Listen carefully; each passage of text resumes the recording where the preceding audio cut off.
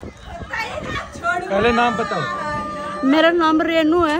रेनू, क्या हुआ आपको? भैया जी मैं नहीं जानती क्या होता है, 1-1.5 साल हो गए, मैं बिल्कुल ठीक थी। हाँ। अब कल अचानक से 5 बजे से एकदम से इतना बुरी तरह से दर्द हुआ मुझे। तो गलती क्या हुई आपसे? गलती हुई कि मैं अकेली के चक्कर में मैं यहाँ नहीं आई। हाँ। मेरे मन में पता नहीं क्या सोचा मैंने, क्या नहीं, गलती तो मेरे से हुई है, उसके लिए मैं माफी मांग रही हूँ।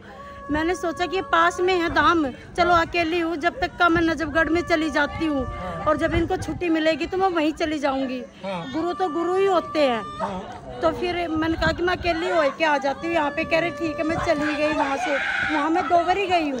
और कल अचानक से मैं बिल्कुल सही रहती थी। हाँ। कल अचानक से मुझे इतना भयंकर दर्द आया कि ऐसा कर रहा था कि मर जाऊंगी, मैं बच नहीं पाऊंगी। हाँ। मैंने माता रानी से अरदास करी, मन्नू भैया के चरणों में अरदास करी। उसके बाद में ऐसे छोटी छोटी गोलियां सी बन के मेरे कलेजे से निकलने लगी और मुंह से निकली धीरे धीरे करके। सारे दर्द गायब होते चले गए। हाँ। फिर उसके बाद मुझे राहत मिली। हाँ। मैं रात भर सोई तो क्या वही दर्द की वही दिमाग में चल रहा था। तो रात में मन्नू भैया आए सपने में, मैं आई इनके पास में आके। मन्नू भैया कह रहे हैं कि क्या हुआ, मेरे माथे में हाथ लगाया, कह रहे चल जा जाप करवा ले। तो पास में एक भैया खड़े थे, वो कह रहे गद्दे पे इस पे सोफे पे बैठ जा। मैंने कहा अभी नहीं बैठूंगी, मुझे धाम में ही रहना है, अभी नहीं बैठूंगी मैं कहीं भी।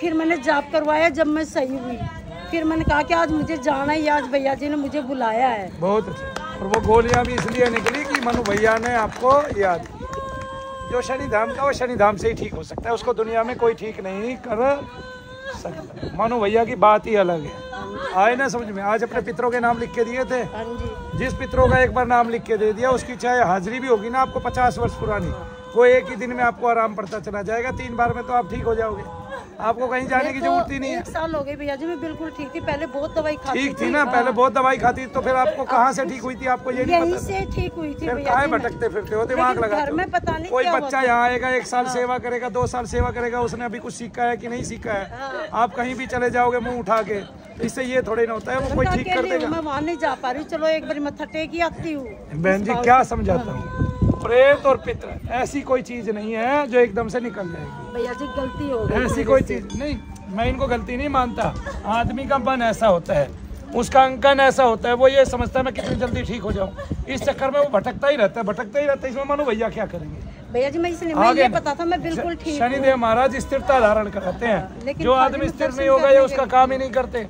उसको पता है अब ये अस्थिर है, भागता फिरे जा। अब दिमाग से आप अस्थिर हो गए ना, तो भागते फिरे जाओ।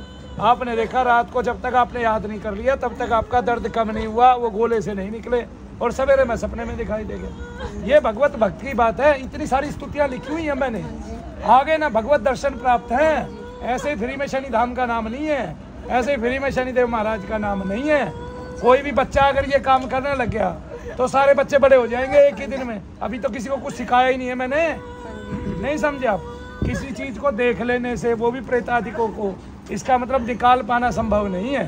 ठीक है, अभी आपने कुछ खिला पिला के चौक चौराहे पुजवा के दबवा भी दिया है ना, या आपने अपने पितर पूज लिए हैं और आपको आराम पड़ गया है, तो वो अभी स्थायी आराम है। अस्थाई आराम है, स्थायी नहीं है उसमें कुछ भी, और ना वो स्थायी होने वाला। क्योंकि वही लोग जो निकालते हैं उन्हीं पे लग जाते हैं बहुत सारे प्रेत, है ना? बोलो जय श्री। जय श्री। वो घर में ही होता जो भी होता।